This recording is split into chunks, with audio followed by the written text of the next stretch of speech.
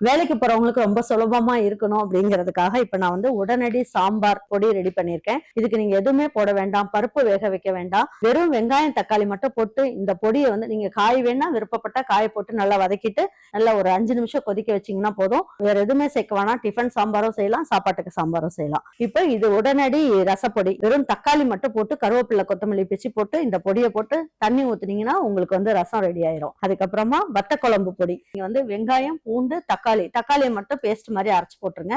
இந்த பொடியை போட்டு நீங்க தண்ணி ஊத்துனீங்கன்னா ரொம்ப அருமையான வத்த குழம்பு ரெடி ஆயிரும். அப்புறம் நம்ம கிட்ட வந்து உடனடி மோர் குழம்பு. நீங்க வந்து ஃபர்ஸ்ட் என்ன பண்ணுங்க, கொஞ்சம் வெங்காயம் ஒரே ஒரு தக்காளியை நல்லா வதக்கிடுங்க. காய் வேணா காய் போட்டுக்குங்க.